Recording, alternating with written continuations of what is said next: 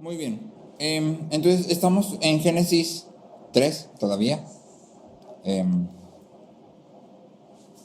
Hasta ahorita hemos visto cómo Dios ha creado todas las cosas y hemos visto que Dios ha puesto a Adán y a Eva en el jardín del Edén. En el jardín del Edén, Adán y Eva eran el pueblo de Dios, en el lugar de Dios, bajo el dominio de Dios, que si recuerdas esto habíamos platicado, tiene que ver con el reino de Dios. ¿Te acuerdas que revisamos un poquito los pactos que encontramos a través del Antiguo Testamento? Y todos tienen que ver con esas tres cosas: el pueblo de Dios, en el lugar de Dios, bajo el dominio de Dios, ¿sí? Y eso era lo que Adán y Eva eran en este lugar. Pero como estuvimos viendo en las sesiones anteriores, vemos que llega la serpiente y luego vemos la estrategia que la serpiente usa para tentar a Adán y a Eva. Vimos también cómo la perspectiva de Eva cambia, ¿sí? Y entonces, aunque cita las palabras de Dios, ahora las palabras de Dios están transformadas, ¿sí? Quita, minimiza, aumenta, ¿sí? Y entonces, al cambiar la perspectiva, ¿sí? Adán y Eva finalmente comen del fruto y así activamente desobedecen el mandato de Dios. Como habíamos dicho, comer del fruto no es la caída ya había sucedido desde antes, desde que prestaron atención, desde que Adán no cuidó a Eva, ya había sucedido la caída, ¿sí? Sin embargo, el comer del fruto fue ahora sí el acto ya nacido de lo que había en el corazón, ¿sí? Bonhoeffer dice: en la tentación, el gozo en Dios es extinguido en nosotros y buscamos todo nuestro gozo en la creación, en las cosas creadas. Satanás, en la tentación, no nos llena de odio contra Dios, sino de olvido hacia Él, que esto es justamente lo que les pasa a Adán y a Eva, ¿sí? Entonces, en los versículos del 7 al 21 del capítulo 3 de Génesis, tenemos un paréntesis, ¿sí? O un quiasmo, y empieza con el hombre vistiéndose a él mismo con hojas de higuera y termina el versículo 21 con Dios vistiendo al hombre, ¿sí? Esto es una estructura literaria intencional, ¿sí? Entonces podemos dividir todo este pasaje en tres secciones. Tenemos primero la confrontación, que es de los versículos 7 al 13, y luego tenemos los oráculos de Dios, que es del versículo 14 al 19, donde Dios pronuncia para la serpiente, para la mujer y para el hombre. Y por último tenemos la provisión en los versículos 20 y 21, ¿sí? Hoy nada más nos vamos a enfocar en la confrontación. Entonces, si me acompañas en tu Biblia, vamos a Génesis 3 y vamos a leer de los versículos 7 al 13, ¿sí? Dice: entonces fueron abiertos los ojos de ambos y conocieron que estaban desnudos, y cosieron hojas de higuera y se hicieron delantales, y oyeron al Señor Dios que se paseaba en el huerto al fresco del día. Entonces el hombre y su mujer se escondieron de la presencia del Señor Dios entre los árboles del huerto. Pero el Señor Dios llamó al hombre y le dijo: ¿dónde estás? Y él respondió: te oí en el huerto, tuve miedo porque estaba desnudo y me escondí. ¿Quién te ha hecho saber que estabas desnudo?, le preguntó Dios. ¿Has comido del árbol del cual yo te mandé que no comieras? El hombre respondió: la mujer que tú me diste por compañera me dio del árbol y yo comí. Entonces el Señor dijo a la mujer: ¿qué es esto que has hecho? La serpiente me engañó y yo comí, respondió la mujer. Entonces, en esta narración tenemos lo que conocemos como la historia de la caída, ¿sí? Y esta historia ha sido interpretada de muchas formas a través de la historia de la humanidad y de la historia de la iglesia. Te puse nada más dos. Te puse a un rabino que se llama Henry Kushner, y él dice, hablando de esta historia: Eva es la heroína de la historia. Ella es el primer ser humano en cruzar valientemente la línea que separa a los humanos de otras criaturas, ganando así conocimiento del bien y del mal, ¿sí? Te puse a otra persona que se llama Nomanul Haq, que es un historiador y erudito del Islam, y él dice: Adán tenía que evolucionar moral, espiritual e intelectualmente, tal como un bebé se convierte en un adulto. Entonces lo que él dice es: la caída era necesaria, no podía no suceder si no había otra opción, era lo que Adán tenía que hacer porque era necesario para él, ¿sí? Esto mismo dicen de hecho algunas de las corrientes del satanismo, ¿sí? La serpiente se pinta como el héroe de la humanidad porque presenta la opción de ser autónomo. No estás bajo el gobierno de Dios, sino que ahora eres libre, ¿sí? Pero para el cristianismo, La maldad existe debido al pecado y el pecado existe debido a la caída. Es decir, si tú y yo abordamos y decimos, no, la serpiente es el héroe, nos da autonomía, ok, ¿y de dónde viene la maldad? Sí, si la serpiente es el héroe, ¿de dónde sale la maldad? Y si Eva es el héroe, ¿de dónde viene la maldad? Sí, ¿por qué pasan cosas malas en el mundo? ¿Por qué hay sufrimiento? ¿Por qué el mundo no funciona como quisiéramos si tenemos terremotos, huracanes y demás desastres? ¿Sí? Entonces, el cristianismo resuelve esto al leer la Biblia como fue hecha para leerse. La maldad existe debido al pecado, ¿sí? Y por maldad nos referimos a todo lo que nos rodea que funciona de mala manera, incluido estos desastres naturales, ¿sí? Y el pecado existe debido a la caída. ¿Sí? Entonces, en estos versículos encontramos a dos actores principales. Si te fijas, la serpiente aquí no aparece, ¿sí? Entonces, los dos actores principales que tenemos aquí en esta narrativa son Dios y la humanidad, ¿sí? Y en este pasaje vamos a encontrar las consecuencias de las acciones de Adán y Eva, pero también vamos a encontrar un retrato de la relación entre Dios y la humanidad caída, toda la humanidad, ¿sí? Porque recuerda que la Biblia nos enseña que Adán representa a toda la humanidad. En Romanos 5:12 leemos, por tanto, tal como el pecado entró en el mundo por medio de un hombre y por medio del pecado la muerte, así también la muerte se extendió a todos los hombres porque todos pecaron. ¿Sí? Entonces fíjate bien porque dice, el pecado entró en el mundo por medio de un hombre. ¿Sí? Un hombre. ¿Quién? Adán. ¿Sí? Pero luego dice, porque todos pecaron. ¿Sí? Entonces la frase, todos pecaron que está ahí, describe una acción que fue completada en el pasado. ¿Sí? Todos los hombres pecamos en Adán. Cuando Adán pecó, todos los hombres pecamos, porque él representa a toda la humanidad.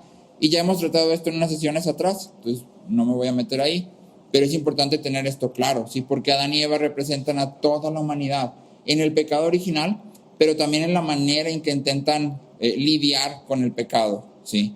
Esa forma que ellos intentan es la misma que tú y yo intentamos, ¿sí? Y la manera en que Dios trata con Adán y Eva es la misma manera en que Dios trata con nosotros. Entonces vamos ahora sí que a los primeros actores, y en este caso son el hombre y la mujer. ¿Sí? Dios le había advertido al hombre que si comía del árbol, moriría. ¿Sí? Pero obviamente vemos que comen del árbol y no mueren. ¿Sí? No caen inmediatamente muertos al suelo. ¿Sí? Al contrario, dice que sus ojos se abren y que ven que están desnudos. Entonces deberíamos de preguntarnos inmediatamente, ok, si Dios dijo que se iban a morir, pero no murieron inmediatamente, ¿qué clase de muerte fue la muerte que Dios amenazó, ¿no? Agustín dice, y te lo parafraseo, si se pregunta, ¿con qué muerte amenazó Dios al hombre? ¿Muerte física, muerte espiritual o la segunda muerte? Contestamos, sí. Es decir, contestamos todas, ¿sí? Henry Blocker también es útil para entender a qué se refería Dios y por qué no murieron inmediatamente, ¿sí? Él comenta, en la Biblia la muerte es lo opuesto de la vida, no lo opuesto de la existencia. Morir no significa dejar de ser, ¿sí? Entonces, cuando Dios habla de muerte, no está hablando de que Adán y Eva iban a dejar de existir o dejar de ser, ¿sí? Está hablando de algo más, porque la vida no nada más es ser, ¿sí? Entonces vemos que la existencia de Adán y Eva ahora es una existencia muerta. Siguen existiendo, pero ya no están vivos. ¿Por qué? Porque ahora el pecado ha penetrado en todas las esferas de su ser. Y entonces lo primero que tú y yo podemos notarlo luego es, y que la Biblia hace así el énfasis, ¿no? Cuando comieron, sus ojos fueron abiertos y vieron que estaban desnudos y tuvieron vergüenza. ¿Sí? En Génesis 2:25 ya se nos había dicho que el hombre y la mujer estaban desnudos y se hizo la anotación y no se avergonzaban. ¿Sí? Entonces, ¿qué ha cambiado en ellos? ¿De repente se pusieron feos? ¿Le mordieron a la fruta y de repente engordaron y le salieron estrías? Y no, lo que cambió fue su percepción, ¿sí? El hecho de estar desnudos y no avergonzarse era la marca de una relación íntima entre el hombre y la mujer, y entre el hombre y la mujer y Dios. Y eso se había perdido, ¿sí? Tito 1:15 dice, todas las cosas son puras para los puros, pero para los corrompidos e incrédulos, nada es puro. Entonces, en ellos realmente no había cambiado nada físico, nada visible a los ojos, era lo mismo que siempre había sido, pero ahora ellos estaban corrompidos y por eso su percepción había cambiado. ¿Sí? Ahora Adán y Eva reaccionan con vergüenza ante el bien. Entonces, lo primero que vemos que el pecado corrompe es nuestro intelecto, porque ahora somos incrédulos. Si te fijas, Tito dice a los corrompidos e incrédulos. ¿Sí? Lo primero que vemos que la caída corrompe es nuestro intelecto. ¿Sí? Al escuchar el sonido de Dios, ya sea que se escucharon pasos, se escuchó un viento, no se nos dice, simplemente se dice que se escuchó que Dios venía de alguna forma. ¿Sí? El hombre y la mujer sintieron que sus hojas de higuera no eran suficientes, ya se habían cubierto con hojas de higuera. ¿Sí? Y entonces ahora van y corren y se esconden en lo profundo de los árboles, ¿sí? Como si fuera suficiente. Es una ilusión bastante triste, incluso patético pudiéramos decir, ¿sí? Creer que esconderte en medio de los árboles te va a salvar de la vista de Dios. ¿Sí? El Salmo 139, versículos 7 al 12, el salmista dice: ¿a dónde miré de tu espíritu? ¿O a dónde huiré de tu presencia? Si subo a los cielos, allí estás tú. Si en el Seol preparo mi lecho, allí tú estás. Si tomo las alas del alba y si habito en lo más remoto del mar, aún allí me guiaré a tu mano y me tomará a tu diestra.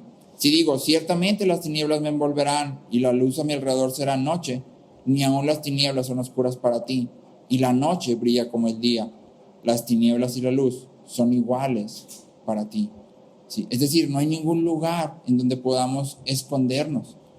Sin embargo, a partir de Adán y Eva, todos los hombres intentamos escondernos de Dios. ¿Sí? Intentamos esconder nuestros pecados y nuestras fallas. Juan 3, versículos 19 y 20, dice: y este es el juicio, que la luz vino al mundo, y los hombres amaron más las tinieblas que la luz, pues sus acciones eran malas. Porque todo el que hace lo malo odia la luz, y no viene a la luz para que sus acciones no sean expuestas. Entonces, todos los hombres a partir de entonces tratamos de encubrir nuestro pecado. Sí, incluso una vez que hemos venido a Cristo y hemos venido a la luz, muchas veces seguimos intentando encubrir nuestro pecado. ¿Sí? Como si el hecho de que mis hermanos en la iglesia no se dieran cuenta fuera suficiente para decir: Dios tampoco se da cuenta. ¿Sí? Y sin embargo sabemos que no es así. ¿Sí? Pero nos vemos igual de tristes y lamentables de lo que se veían Adán y Eva creyendo que unos árboles los iban a cubrir de Dios.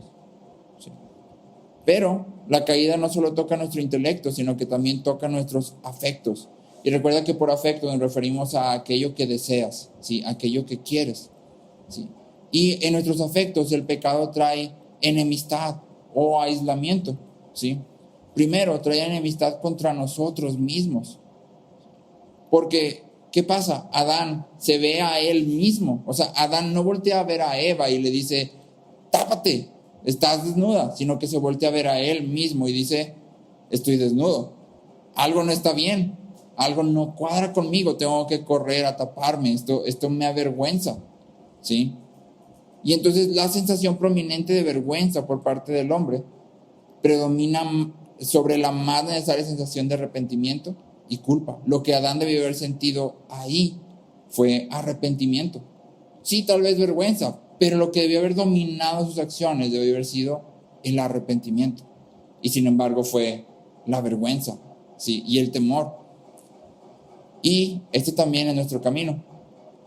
Tú y yo, junto con todo el mundo, hemos convertido la autoestima en el bien supremo del hombre. ¿Sí? Creemos que debemos aceptarnos tal como somos. Creemos que no hay nada malo en nosotros. ¿Sí? Creemos que en realidad todo lo malo viene de fuera, pero tú y yo pues somos buenos. ¿Sí?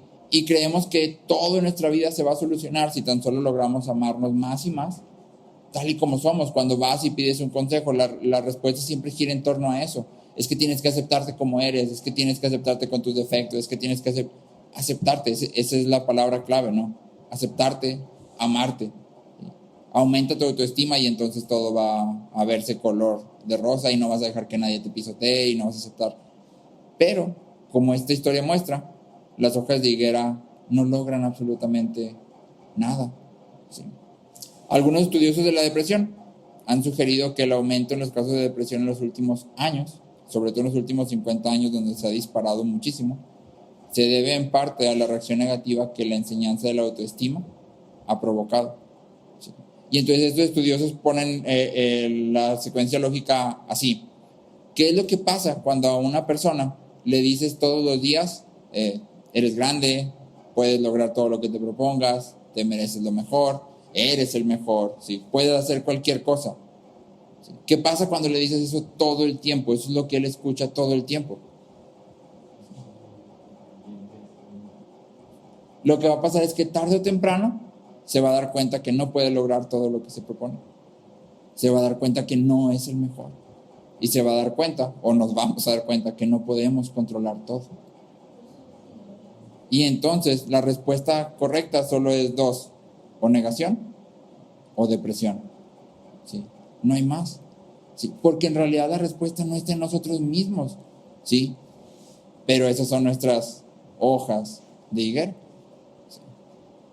Ahora, la caída no solo afecta hacia nosotros mismos, sino que también pone enemistad hacia los otros, hacia aquellos que nos rodean. ¿Sí?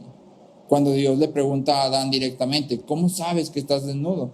¿Sí? ¿Comiste del árbol que te dije que no comieras? La respuesta de Adán es vergonzosa hasta para un hombre no creyente. Adán contesta, mi esposa me dio. ¿Sí? O sea, si vas a castigar a alguien, pues castígale a ella, ¿verdad? Porque ella me dio. ¿Sí? Y en la respuesta de Adán, entonces no hay ni una pizca de amor hacia su esposa. ¿Sí? Ponte en los zapatos de Adán. Vamos a imaginarnos que somos Adán. ¿Sí? La amenaza era: el día que comas ciertamente morirás. No habían dicho específicamente Dios cómo. Tal vez se refería a que Dios iba a llegar y efectivamente lo iba a matar. ¿Sí? Entonces cuando Dios llega y le pregunta, ¿sí? Y él dice, fue ella, ¿sí? Corría el riesgo de que algo pasara con Eva. Y sin embargo dice, fue ella, yo no. ¿Sí? Y entonces todo lo que vemos en la respuesta de Adán es cobardía y egoísmo. Bonrad dice, el pecado cometido juntamente, ¿sí?, con otras personas no une, sino que separa a los hombres ante Dios. Y si te acuerdas, las primeritas palabras de Adán en la Biblia son el poema que aparece cuando él despierta del sueño y ve a Eva. Y dice, ahora esta es carne de mi carne y hueso de mis huesos. Y es un poema que muestra que Adán está impactado por lo que está viendo y lo reconoce como un regalo de Dios. Sí, dice, wow, o sea, esta es la compañera que necesitaba, que después de nombrar a todos los animales no encontré, y ahora Dios la ha traído frente a mí. Pero ahora, la misma mujer ya no es una bendición, sino que es la fuente de todos sus problemas. ¿Sí? ¿Se acuerdan que platicábamos que en realidad no sabemos cuánto tiempo ha pasado en el jardín? ¿Sí? No sabemos cuánto tiempo estuvieron en el jardín hasta este momento. Pues ahora ya más o menos tenemos un estimado. Seguramente andaban por ahí del 5.º mes de casados, porque ya se les había acabado el amor. ¿Sí? Ya no había nada de eso. ¿Sí? Ahora, no es difícil ver que esto es lo mismo que hacemos tú y yo. ¿Sí? Lo primero en lo que pensamos siempre es en nosotros mismos, en salvarme a mí mismo, en lo que yo quiero, en alcanzar lo que yo quiero. ¿Sí? Y no nos importa culpar a otros o pisar a otros para llegar hasta donde queremos llegar. ¿Sí? Hemos movido el centro de nuestras vidas y lo hemos colocado en un lugar donde no debe de ir. ¿Sí? El centro está colocado en nosotros mismos. Y entonces todas nuestras relaciones están basadas en lo que yo quiero. ¿Sí? Por ejemplo, hablamos mucho y incluso en broma, ¿no? No, es que los amigos tóxicos o las amigas tóxicas o las relaciones tóxicas. ¿Sí? ¿Para quién es tóxico? Cuando hablas de una relación tóxica, ¿para quién es tóxica?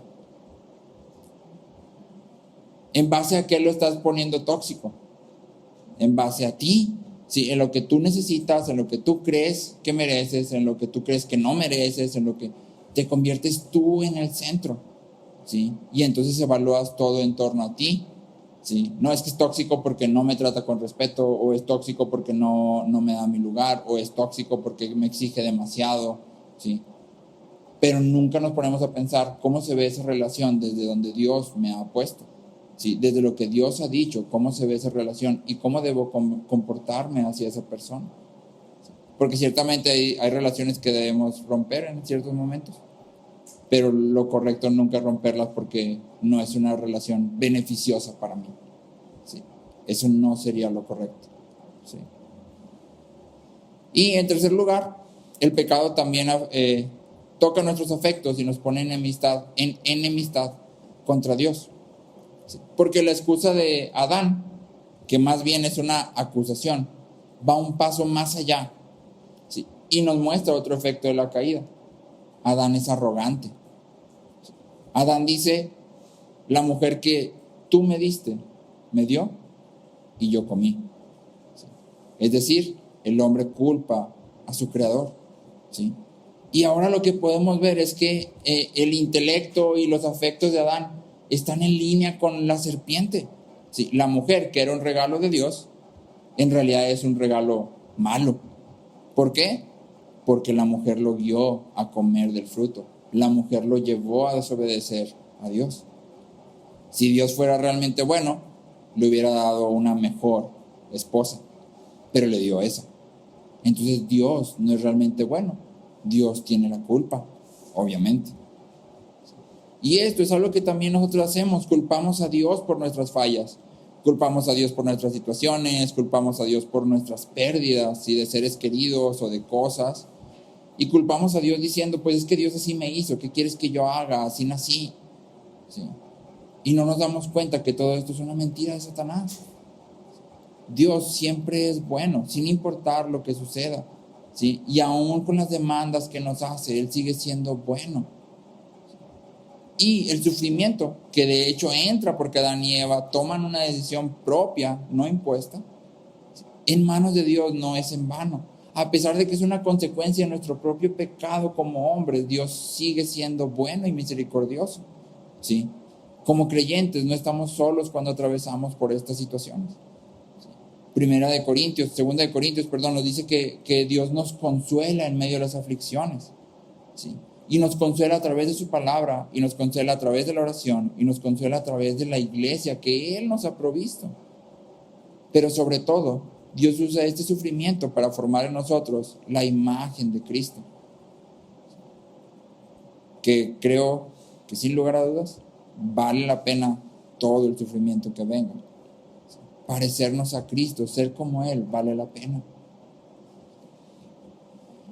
Ahora, obviamente, si tu intelecto, tu razonamiento y tus afectos han sido corrompidos, si la forma en que pienso y las cosas que quiero están torcidas, evidentemente mi voluntad ahora es disfuncional, ¿sí? No porque no tenga, sí tengo, puedes decidir, pero lo que quieres y la manera en que piensas ya no es correcta, ¿sí? Y entonces en la respuesta de Adán no vemos ninguna confesión, ¿sí? Adán nunca dijo: sí, fui yo decidí comer. Echó culpas para todos lados, ¿sí? Aún así, hay un pedacito de verdad en la declaración de Adán, y la verdad que hay es que Eva le dio el fruto, ¿sí? Y entonces sobre esta verdad se fundamentan las siguientes preguntas de Dios, que ahora voltea hacia Eva y le dice: ¿qué es esto que has hecho? ¿Sí? Y ahora Eva, quien había sido creada como una compañera, ¿te acuerdas que hablábamos de que Eva no vino a solucionar el problema de la soledad de Adán, sino que Adán tenía una tarea y necesitaba una compañera, una ayuda para esa tarea? Y Eva fue la respuesta a esa necesidad. Pero ahora Eva se había convertido en una cómplice del crimen. Y la respuesta de Eva también está caracterizada por la evasión, ¿sí? La verdad ya no está en Eva. Eva sabe que lo que hizo salió de su propia voluntad. ¿Te acuerdas que leíamos cuando vio que el árbol era bueno, ¿sí? Y deseable, ¿sí? Ella vio, entonces ella tomó, ¿sí? Sin embargo, culpa a la serpiente.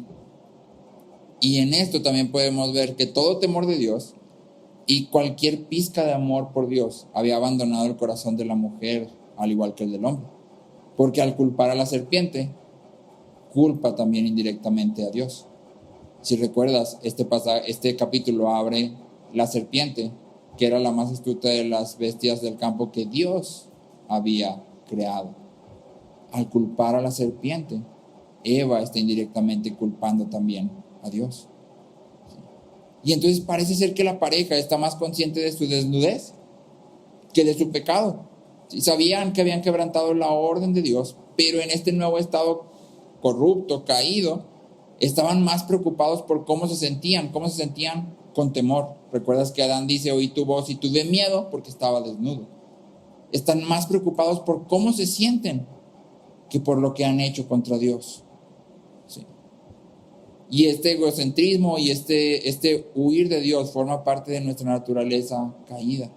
Estamos más preocupados por cómo nos sentimos y por aquello que queremos, y por lo que queremos me refiero, nos queremos a nosotros mismos, que por lo que le debemos al Dios bueno que nos ha dado todo lo que tenemos. Por eso Pablo en Romanos 3:11 dice: no hay quien busque a Dios, no hay ni un solo hombre que de su voluntad busque a Dios. ¿Sí? Sin embargo, la Biblia es clara hasta en cuanto a nuestro pecado. ¿Sí? No importa cuánto el hombre intente echar culpas a un lado o al otro, no podemos culpar a Dios. No podemos culpar a otros hombres y no podemos culpar a Satanás, que fue todo lo que intentaron hacer aquí. Fue la serpiente, fue la mujer, fuiste tú últimamente. En Santiago 1, versículos 13 al 15, Santiago dice: que nadie diga cuando es tentado: soy tentado por Dios, porque Dios no puede ser tentado por el mal, y él mismo no tienta a nadie, sino que cada uno es tentado cuando es llevado y seducido por su propia pasión. Después, cuando la pasión ha concebido, da a luz el pecado, y cuando el pecado es consumado, engendra la muerte. Entonces, cada uno de nosotros somos responsables de nuestros propios pecados. Nunca podemos arrojar nuestra culpa hacia otro lado. Si somos culpables por nuestros propios pecados y por tanto merecemos la muerte. Sí. Pero Dios es un Dios bueno, sin lugar a dudas. Sí. Y por eso, como te comenté al principio, hay dos personajes aquí. Y vamos ahora a ver esta narrativa, pero desde el lado del personaje más importante, que es Dios. Al ver lo que Adán y Eva hacen, si tú y yo tratáramos de definir la respuesta correcta de Adán, tal vez habría sido salir corriendo en busca de Dios, ir llorando todo el camino hasta que se lo topara y confesar su pecado y rogar por misericordia. Esa debe haber sido la respuesta correcta. Sí. Sin embargo, la naturaleza de Adán ya está corrupta. Ahora hay enemistad contra Dios. Y en lugar de esto, Adán se esconde. Y entonces lo primero que vemos es que no es el hombre quien busca a Dios, sino Dios es quien busca al hombre. No es ¿dónde estás, Dios?, el primer clamor en el jardín, sino que es la voz de Dios lo primero que se escucha después de la caída. ¿Dónde estás, hombre? No hay ninguna sola ocasión en la historia de la humanidad en que un pecador haya buscado primero a Dios. Dios siempre busca primero. ¿Sí? Cambiando de analogía, en el Nuevo Testamento se nos dice que el pastor busca a la oveja perdida. ¿Qué hace la oveja? Perderse. Es todo lo que hace. La oveja no regresa a su rebaño, no empieza la oveja a buscar a su pastor, no empieza la oveja, solo se pierde, vaga lejos, ¿sí? Pero es el pastor quien sale a buscarla. Spurgeon dice: errar es humano, arrepentirse es divino. ¿Sí? Todo lo que es semejante a Dios, todo lo que en verdad tiende a la justicia y a la verdadera santidad, viene de Dios. ¿Sí? Y entonces la caída muestra la enemistad, pero también muestra la necedad que emerge del pecado. ¿Sí? El hombre fue creado como una criatura buena y sabia, pero ahora el hombre es un necio, arrogante. ¿Sí? Y algo que es muy interesante en esta historia es el amor de Dios, que desde Génesis 1 se ha visto el amor de Dios, pero aquí lo podemos ver en todo su esplendor. Se nos dice que Dios en cierta forma llega caminando. ¿Sí? Si leíste ahí el pasaje con atención, dice que oyeron al Señor Dios que se paseaba en el huerto. ¿Sí? De cierta forma era como si Dios viniera caminando. No sabemos exactamente qué fue. Crisóstomo dice: ¿estás acaso insinuando que Dios tiene pies? Obviamente no tiene pies. ¿Sí? Otro comentarista antiguo dice: no solo por su paciencia mostró Dios que quería ayudarlos, ¿sí?, también deseaba beneficiarlos por el sonido de sus pasos. ¿Sí?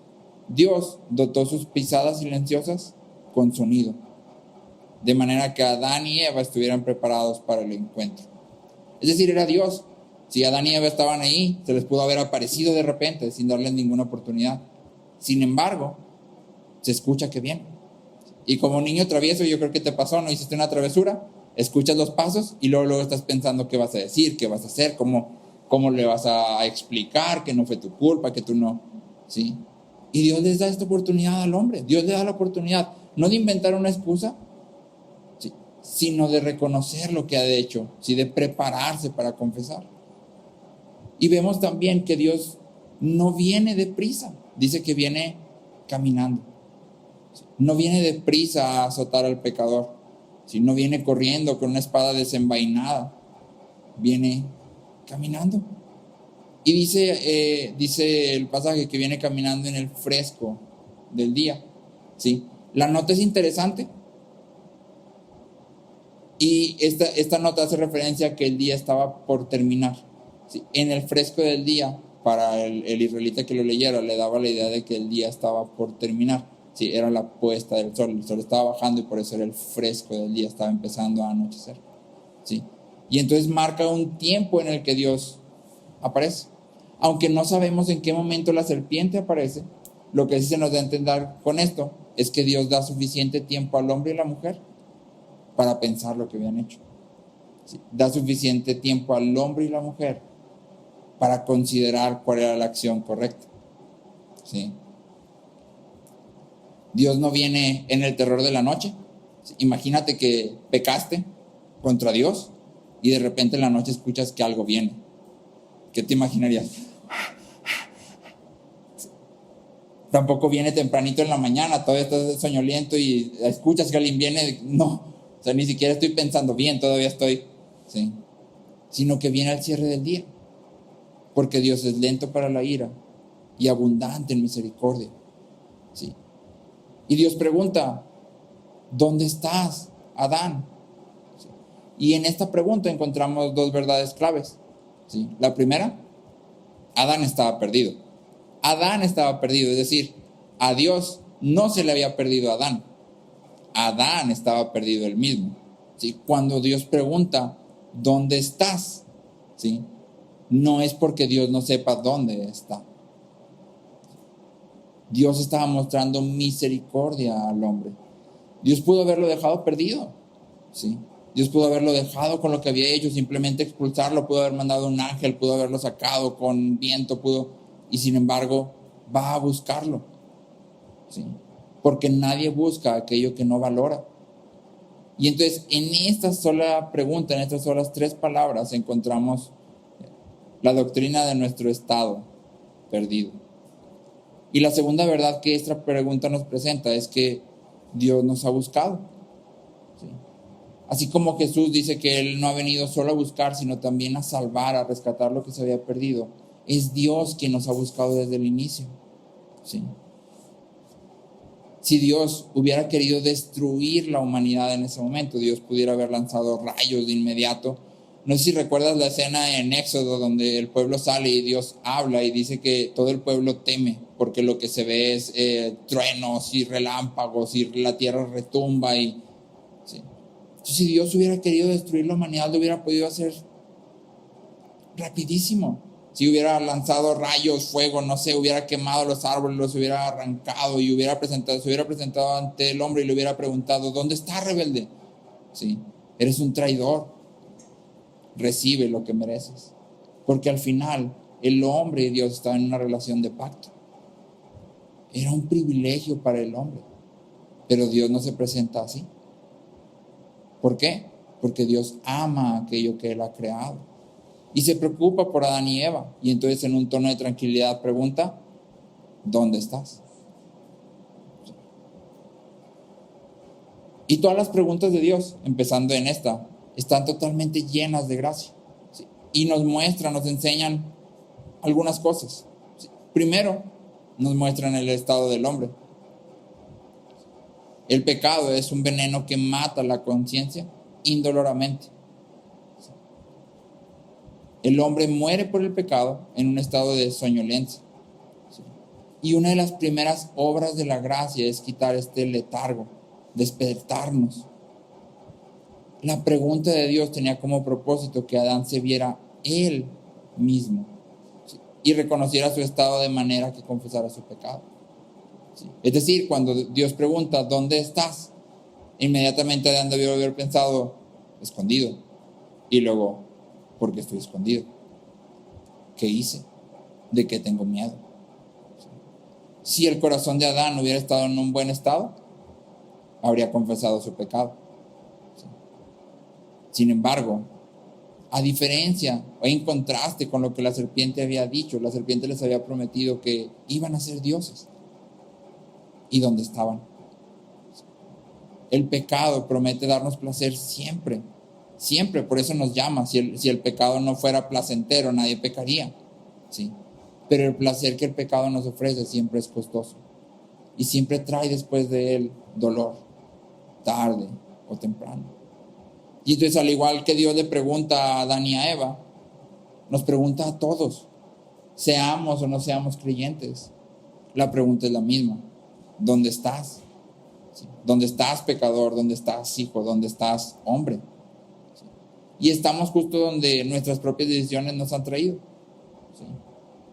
Antes de Cristo, nuestro pecado es todo lo que nos pertenece, porque nuestro pecado es lo único que sale de nosotros. Y nuestro pecado es nuestra pobreza. ¿Sí? Spurgeon dice, oh hombre, fuiste creado para glorificar a Dios, para gozarte en su presencia y para disfrutar de su bondad. Cuán enfermo debes estar si desprecias aquello que debió sustentarte. Entonces, lo primero que la voz de Dios hace es que trae convicción, de manera que busquemos salvación en el único lugar donde podemos encontrarla, en Cristo. ¿Sí? Y lo hace para todos, para el creyente y para el no creyente. Y es una pregunta que entonces debemos escuchar y hacernos: ¿dónde estás? Segundo, las palabras de Dios, las preguntas de Dios, muestran que Dios se lamenta del estado del hombre. En Oseas 11:8, que es uno de mis pasajes favoritos del Antiguo Testamento, Oseas es el profeta de la hora cero. Oseas es el profeta del tiempo cumplido. Sí, es decir, Oseas no ofrece ninguna esperanza para los israelitas. Ninguna. Sí, Oseas simplemente les dice, el juicio ya viene. Pero en medio de todo eso, en el capítulo 11 y el versículo 8, Dios dice, ¿cómo podré abandonarte, Efraín?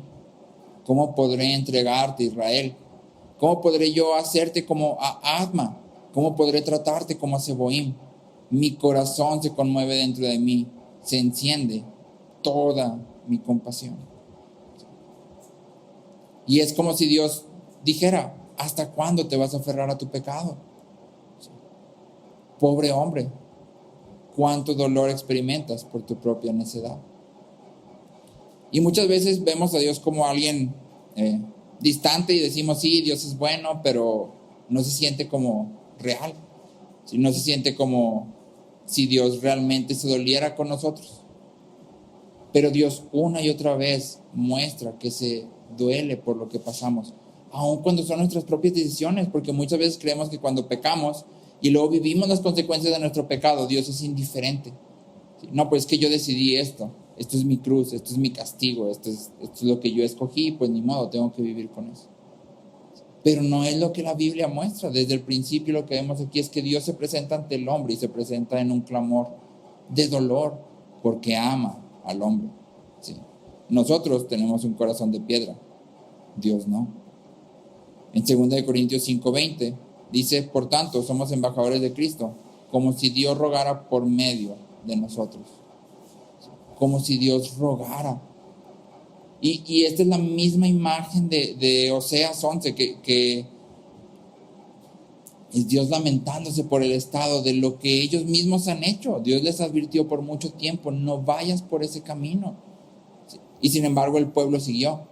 Dios tiene que traer juicio, pero eso no significa que no se duela, ¿sí? De la misma forma, cada uno de nosotros ha escogido rebelarse contra Dios. Cada uno de nosotros ha elegido su pecado, ¿sí? Nadie lo impuso a nosotros, pero eso no significa que Dios no se duela. Y por eso Dios ruega al pecador, al que está lejos: reconcíliate, ¿sí? Arrepiéntete, vuélvete. En Ezequiel 33:11 dice: diles, vivo yo, declara el Señor Dios, que no me complazco en la muerte del impío, sino en que el impío se aparte de su camino y viva. ¿Sí? Aun cuando el impío ha elegido su propio destino, aun cuando por sus propias obras el impío ha elegido rechazar a Dios, ¿sí? Aún así Dios no se deleita en que muera. Dios está pronto para perdonarnos, sin importar cuál sea nuestro pecado, sin importar qué tan grave, qué tan terrible, qué tan horroroso pueda ser tu pecado.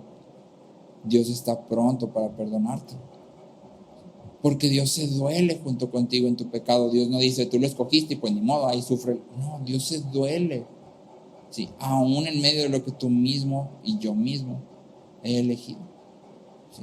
Y Él está llamándonos a volver a Él para perdonarnos, no para castigarnos y para enjuiciarnos, sino para perdonarnos y lavarnos.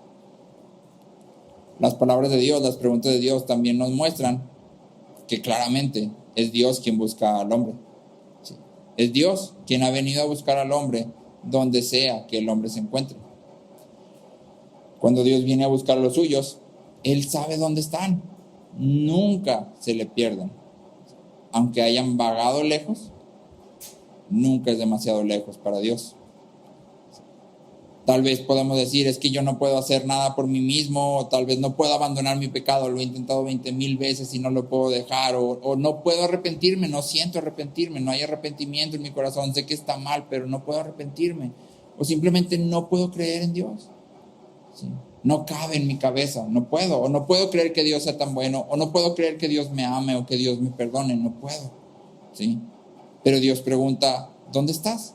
Y no pregunta para Él saber, sino para que tú sepas, ¿sí? Él ya sabe bien dónde estás, Él ya sabe cuál es tu incapacidad, Él ya sabe qué tan arraigado está tu pecado, Él ya sabe todas las veces que has intentado dejarlo y no has podido, Él ya sabe todas las veces que has querido ser ahora sí victorioso en Cristo y has fallado.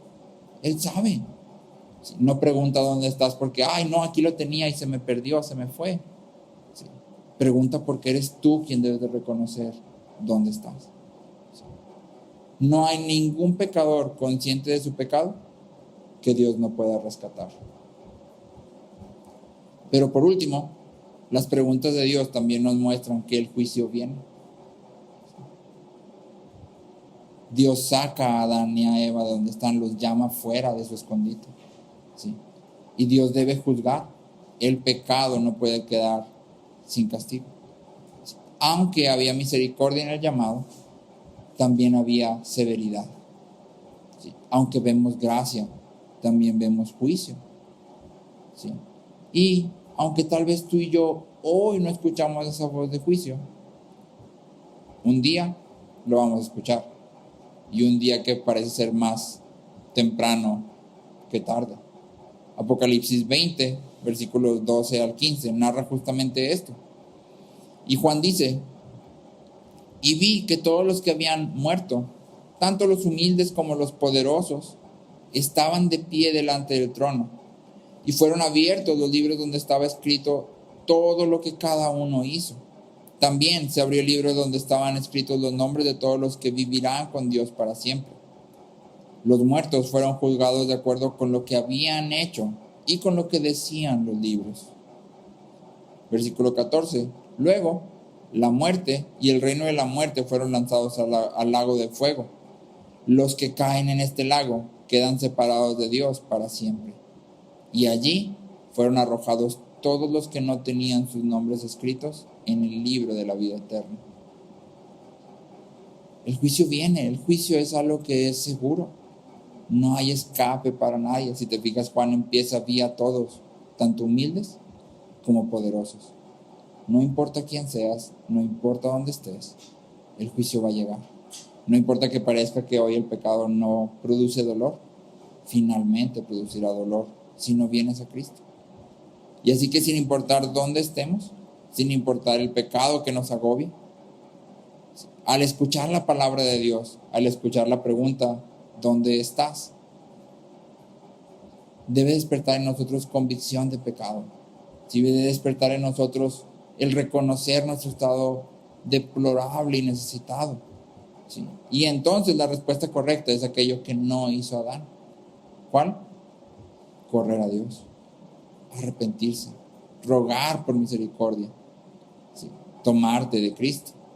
En Cristo encontramos vida, en Cristo encontramos identidad, en Cristo nuestras relaciones son restauradas. Sobre todo, en Cristo tenemos paz para con Dios.